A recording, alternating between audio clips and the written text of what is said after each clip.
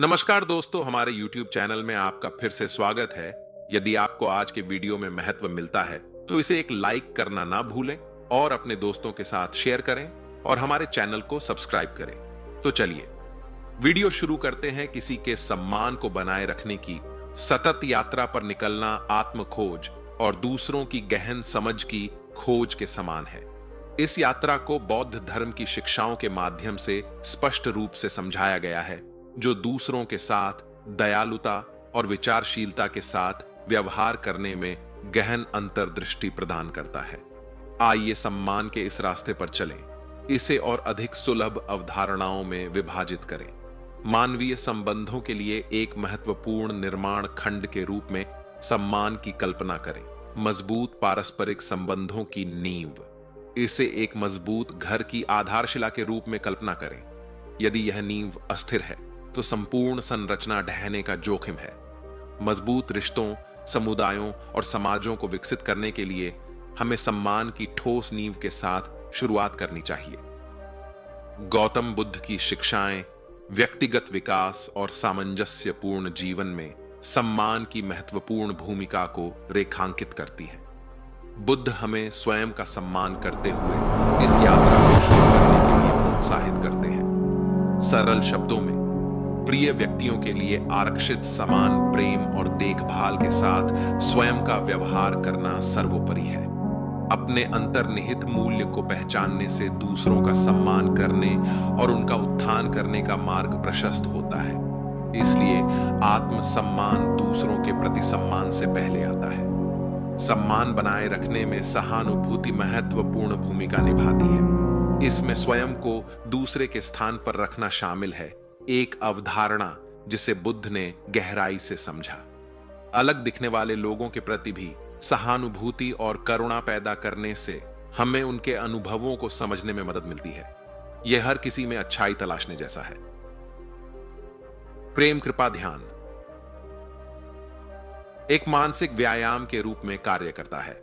सहानुभूति और करुणा को बढ़ाता है, जिससे हमें मतभेदों की परवाह किए बिना सभी के साथ सम्मान के साथ व्यवहार करने की अनुमति मिलती है। सचेतन, इस यात्रा का एक और पहलू वर्तमान क्षण के प्रति जागरूक होने के आसपास घूमता है।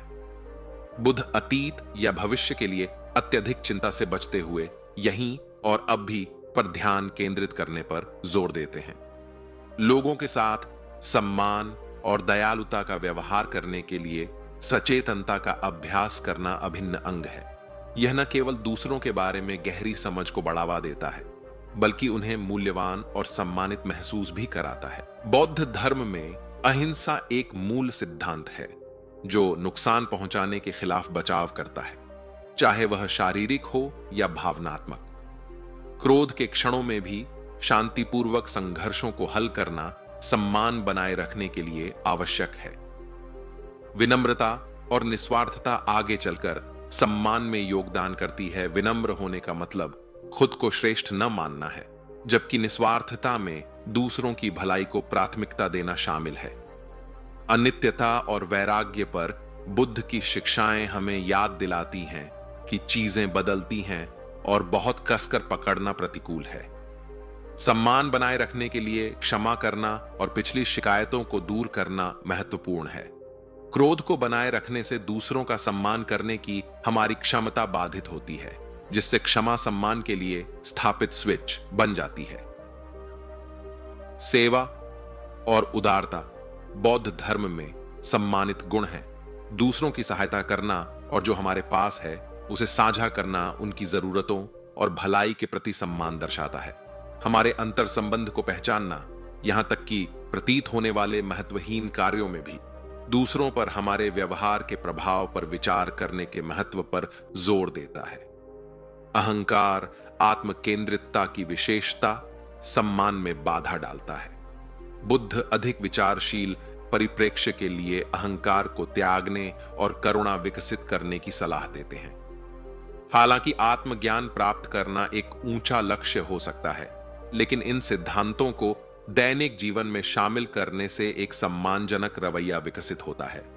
प्रेम कृपा का अभ्यास करना, दूसरों के प्रति विचार के साथ आत्म मूल्य को संतुलित करना और निरंतर आत्म सुधार करना स्वयं और दूसरों का सम्मान करने की आजीवन यात्रा का गठन करता है।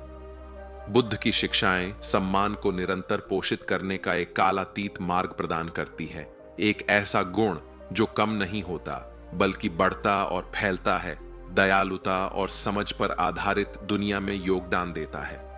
अंत में आइए हम न केवल दूसरों के प्रति बल्कि स्वयं के प्रति भी सम्मानजनक, दयालु और समझदार बनने की आकांक्षा करें।